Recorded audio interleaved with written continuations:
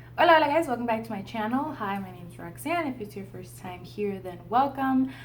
Today I thought I would do the spring reading tag. It seems like a really fun tag to do. I did the autumn one, I believe it was, and I had a good time with it. So yeah, I thought I would do the spring reading one as well. Let's get right into it. Question number one: what books are you most excited to read over the next few months? So over the next few months, I'm excited to finally finish the Mistborn trilogy, which I've been reading for I think since the year began. I am excited to continue on with the Gentleman Best. Sorry, I have like a hair on my nose.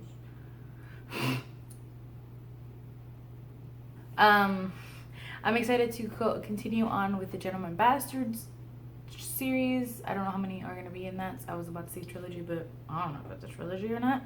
And as far as nonfiction goes, I'm excited to get into Open Veins of Latin America, which you might see right there. That will be my nonfiction pick for the month of May. Question number two: what book makes you think most of spring? Not one book in particular, just like a type of book, and it's one that I don't read too much of, but it makes me think of spring for some reason, or I guess just because most of the books are very sort of lighthearted, fun, quick paced reads. A lot of them feel very springy and summery, and so that would be like YA contemporary, especially YA contemporary romance.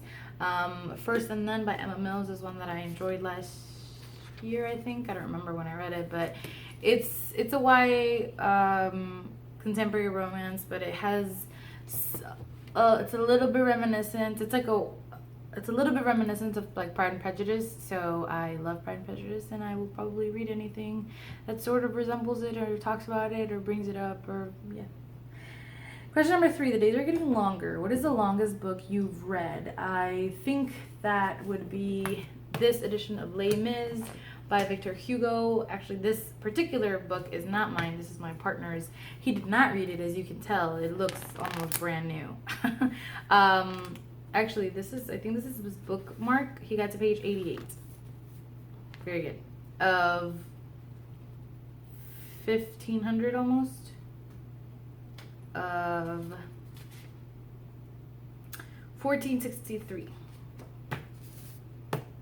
1,463 pages. I read this back in my freshman year of high school. I was in the International Baccalaureate program, and I am sure that the reason that my teacher started, I think this was maybe the like third or fourth book that we read that year. I think the reason she started off with a bang was because she wanted to weed out the weaklings, I guess. In her mind, I mean, obviously, I'm pretty sure she actually admitted to that. But anyways, I remember when I went to Barnes & Noble and I saw this book, I was just like, are you serious? So yeah, this is the book, the longest, and I am proud to say that I have indeed finished it. Number four: what book would you recommend to brighten someone's day? The books that I read to brighten my own day, which are Pride and Prejudice by Jane Austen, or any of the Harry Potter books. These are my favorite, will always be my favorite.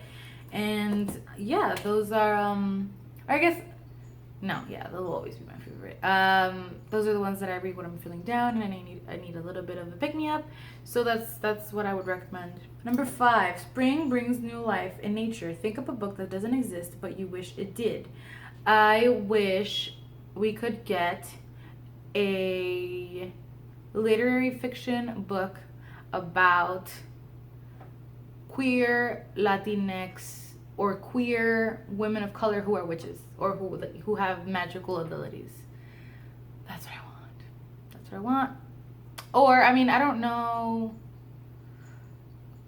Or just like an amazingly written fantasy. I don't know. Can you have like fantasy literary fiction? I don't know how that works with the genres, but just like an amazingly, really in-depth, like slow building story about queer women of color who are witches. Six: spring is also a time of growth. How has your reading changed over the years? I'm a lot more critical of my reading. I am a lot more critical and I'm much more picky about the books that I keep. I have a giant pile down here of books that I'm gonna donate to charity. Yeah, mostly I've just gotten a lot pickier with the type of book. My cat wants to go outside. Hold on, buddy, boy.